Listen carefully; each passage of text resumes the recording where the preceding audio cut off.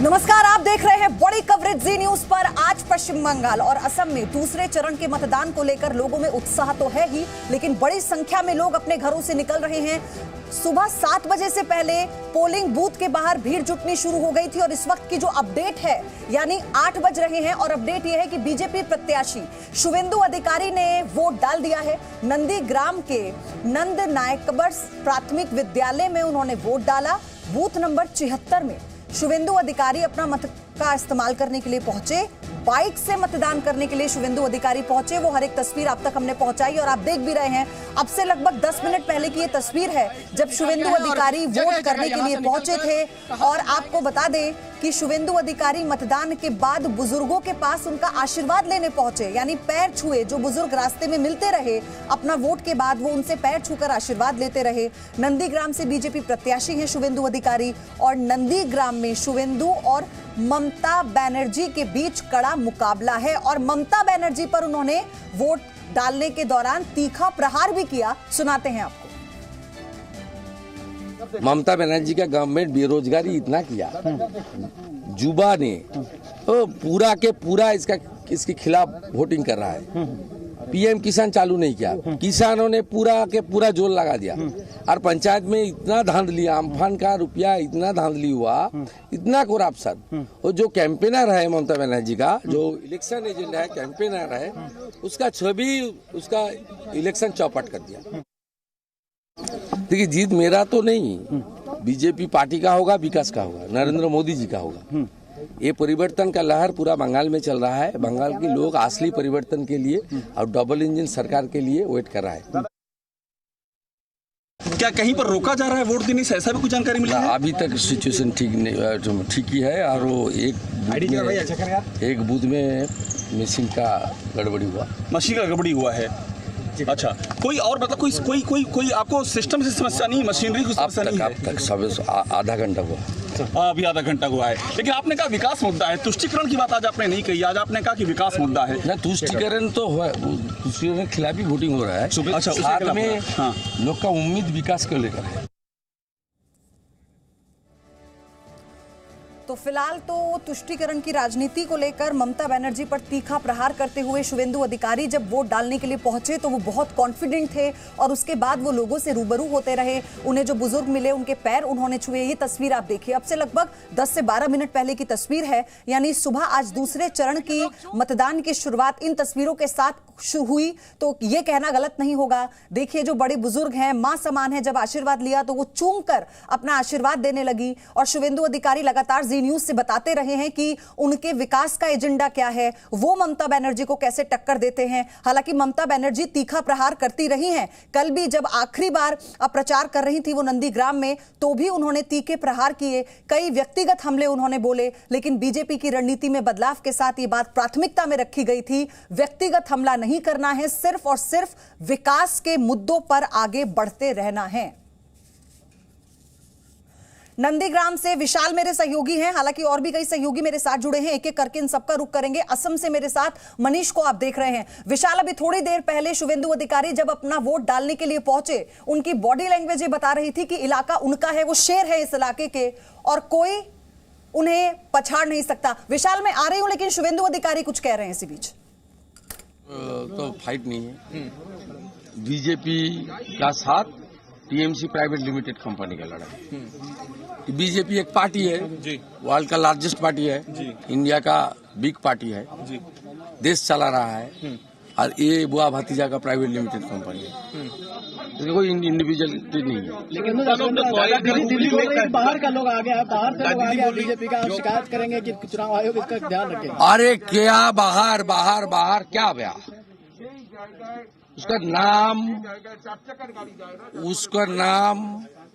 उसका कहाँ है, सब तो स्पेसिफिक देना चाहिए। चीफ मिनिस्टर अभी भी तो, पुलिस मिनिस्टर भी, होम मिनिस्टर, आईबी है, कितना माने जान, उसका खुफिया एजेंसी है, तो जानकारी लेकर तो बता देना चाहिए। उसकी घर में, ये घर मेरा रेंटल ऑफिस है, 10 साल से है। इसमें कौन कौन है, यूपी के वाराणसी से कौन आपको किसको भेजा, इलाहाबाद से प्रयागराज से किसको भेजा, लखनऊ से कौन आया, रामपुर से कौन आया, बुलंदशहर से कौन आया, सब डिटेल्स बता देना चाहिए ममता बनर्जी को। इसका मतलब दीदी डर गई है, दीदी हार गया, हार गया, हार गई है, कॉन्फिडेंट है दीदी ने मार्जिन 50,000 की पूछ लीजिए ना वोटर को। 50,000 एक साथ मार्जिन बोलना ठीक नहीं होगा। मैं बीजेपी के वर्कर का नाते जब मेरा प्रत्याशी का नाम डिक्लेयर नहीं हुआ था तब मैं बोला 50,000 से ज्यादा वोट में कमल जीतेगा, बीजेपी जीतेगा। अब मैं कैंडिडेट हूँ, वोटर के ऊपर छोड़ दीजिए, लेकिन इतना पुराना रिश्ता यहाँ वोटर का साथ, ओल्ड रिलेशन 20 साल से ज्यादा। 2004 में मैं कंटेस्ट किया था इस क्षेत्र में, 2003 से आना जाना जारी है, 2009 से एमपी है, 2016 से जमीन आंदोलन, किसानों के साथ जमीन आंदोलन में मैं पार्टिसिपेट किया। इसका सबके साथ पर्सनल रिलेशन है। ये विश्वास के ऊपर मेरा उम्मीद है ये लोग आपने जो रिलेटिव है शुभेंदु उसको नहीं छोड़े। ममता दीदी भी कहती हैं वो बंगाल की बेटी है। हुगली में दीदी ने कहा कि उन्होंने सांप को दूध पिलाया। हुगली में दीदी ने कहा कि उन्होंने सांप को दूध पिलाया। देखिए ये तो फिरका परिस्थिति है ना। ममता बनर्जी को कोई नहीं पहचानता। राजीव गांधी ने आइडेंटिटी दिया और भारत रत्न अटल बिहारी वाजपेयी जी ने संरक्षण दिया। और सबसे धोखाधड़ी राजीव जी का साथ की कांग्रेस तोड़ के, उसका बाद एनडीए छोड़ के, सबसे धोखाधड़ी बीजेपी के साथ। लेकिन कल पत्र भी लिखा था दीदी, रावण बोलता है, पत्र लिखा था, प्रधानमंत्री को गाली गलौज करता है दीदी जिस तरह। अरे वो तो फिल्दी लैंग्वेज भी बोलता है, 2 बार 3 बार साला शब्द इधर बंगाल में चलता है, फिल्दी लैंग्वेज है, नॉट गुड। कल पत्र ये मीडिया के सामने बोलने का नहीं, ये कर रहा है चीफ मिनिस्टर के नाते। कभी विधान राज सिद्धार्थ राय ज्योतिपुष ने नहीं किया, और कल तो मुझे भी एक ही शब्द का है, साला। गुस्सा बहुत होता है। उन्होंने गुस्से में कहा, क्या लगता है आपको? प्रेशर का, हाई प्रेशर का औषध पिलाना चाहिए।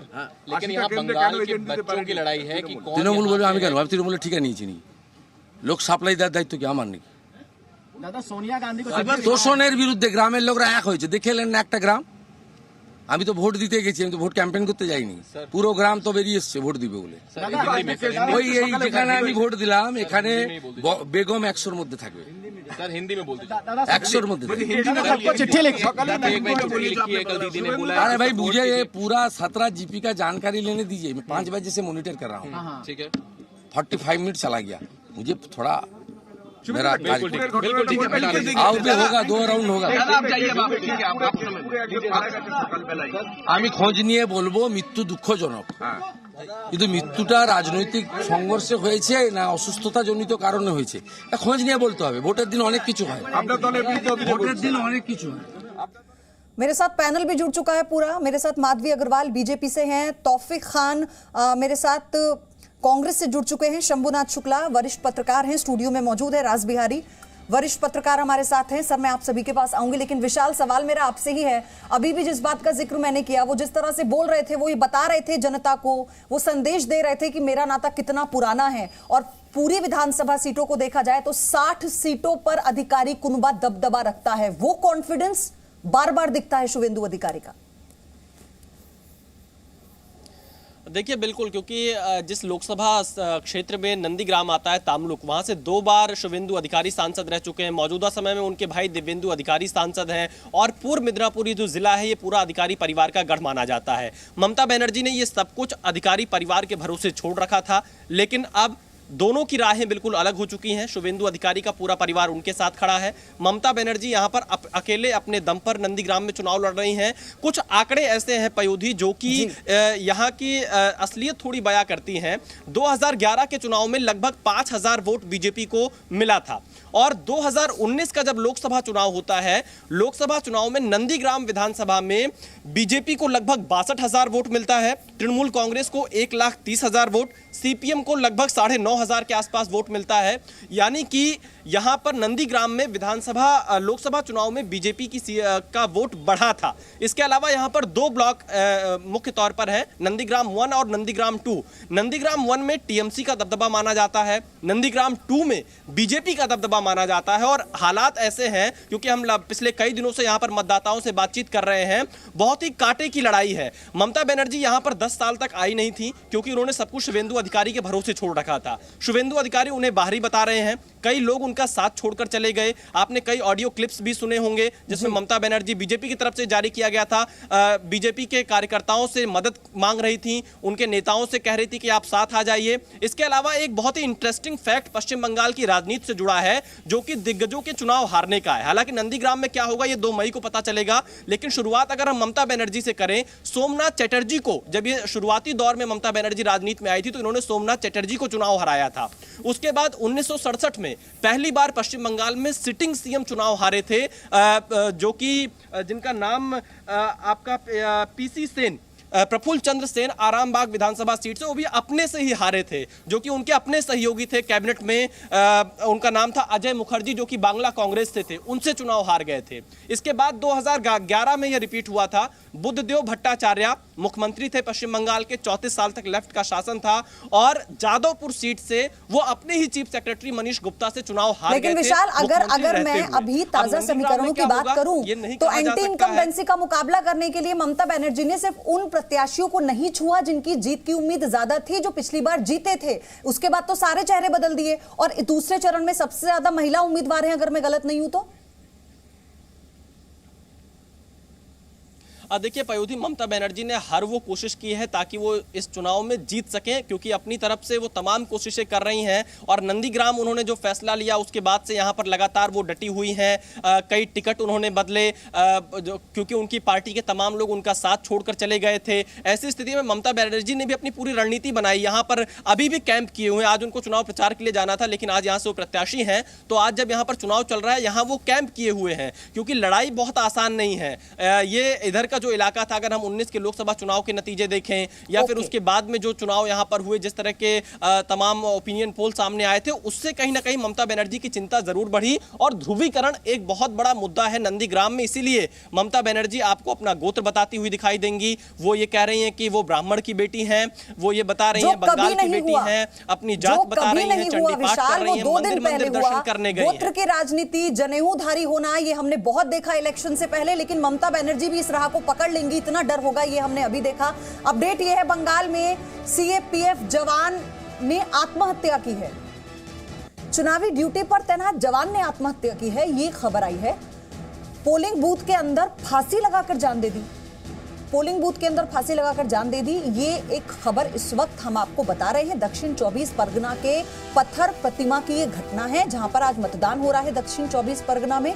लेकिन ऐसे में ये हैरान करने वाली खबर है, क्या कारण रहा ये नहीं पता लग पाया है, क्या वजह रही इस कदम के पीछे। लेकिन पोलिंग बूथ के अंदर ही फांसी लगाकर जवान ने आत्महत्या कर ली। ये दुखद खबर है, लेकिन क्या कारण है इसका, क्योंकि इलेक्शन में ड्यूटी पर जवान था और पोलिंग बूथ के अंदर आत्महत्या की है, फांसी लगाई है, तो ये कारण तो नहीं साफ हो पाया है, लेकिन ये दुखद खबर है। मैं असम का रुख करूंगी, फिर शंभुनाथ सर मैं आपके पास आऊंगी। असम से अपडेट मुझे फटाफट से दीजिए मनीष, क्या चल रहा है, गति कैसी है मतदान की, वहां से क्या अपडेट है?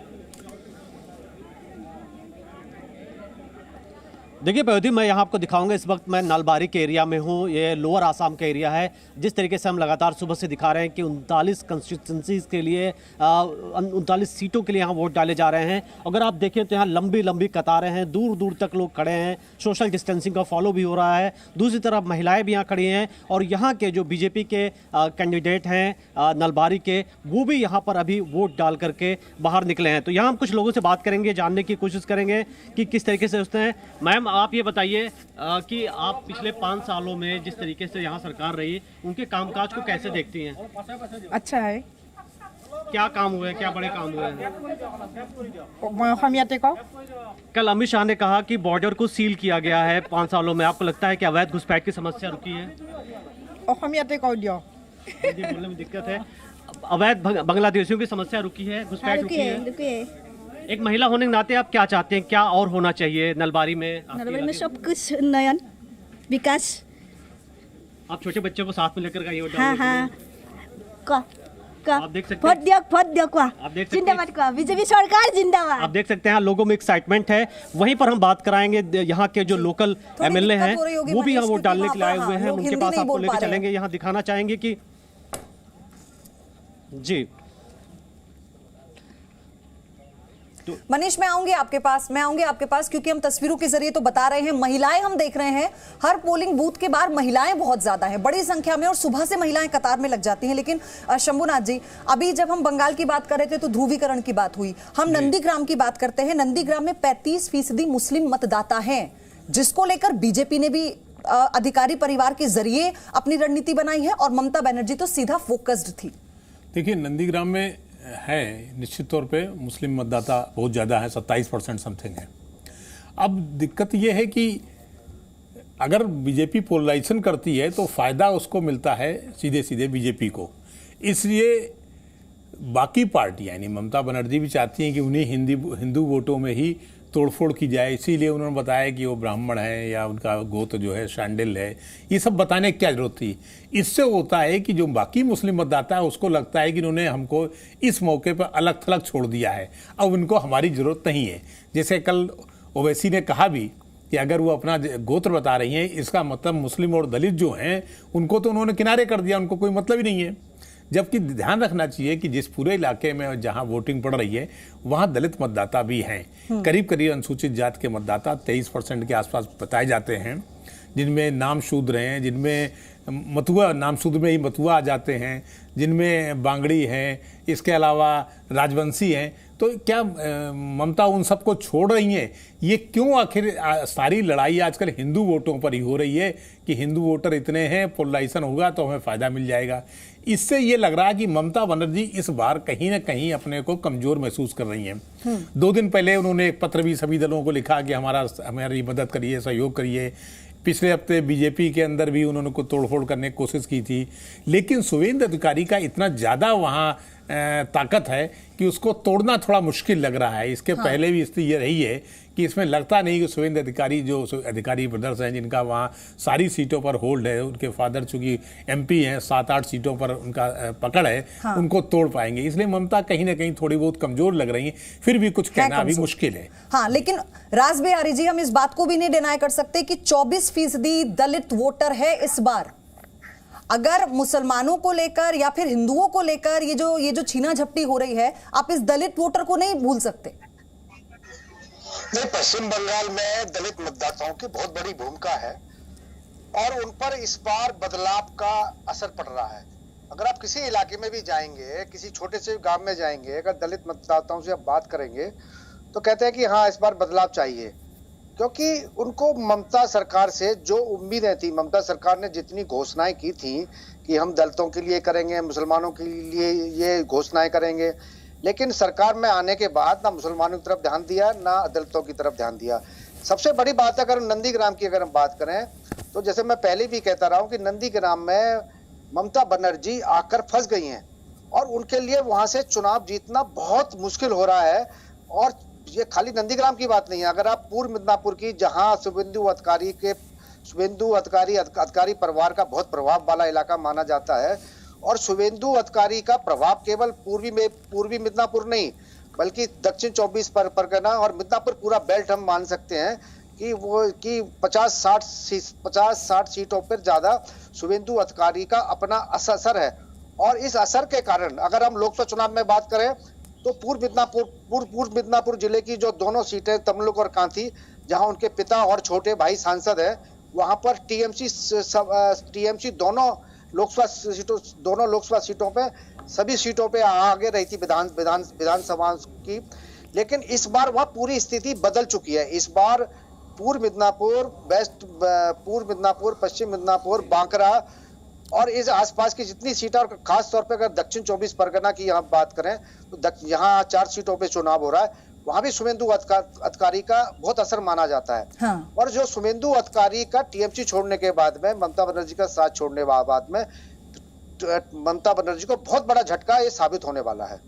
और सबसे बड़ी बात यह है कि ममता बनर्जी ये कहती हैं कि वो ये बताएंगी नतीजों के बाद कि कौन किस पर भारी रहा, लेकिन शुवेंदु अधिकारी सुबह सुबह सबसे पहला काम जो उन्होंने किया वो वोट डालने का किया। तस्वीरें हमने आपको दिखाई और वोट डालने के बाद भी ममता बनर्जी पर तीखा प्रहार करना वो नहीं भूले। हालांकि वो तस्वीर भी आपको दिखाएंगे जब ममता बनर्जी अपना वोट कास्ट करने जाएंगी। बड़ी कवरेज आप देख रहे हैं। कुछ और मेहमान हमारे साथ हैं, माधवी और तौसीफ। मैं आपके पास ब्रेक के बाद आऊंगी आपके पास। माफी चाहती हूँ, एक छोटा सा ब्रेक लेना है। Presenting B News app, available on Google Play and App Store. Download it now.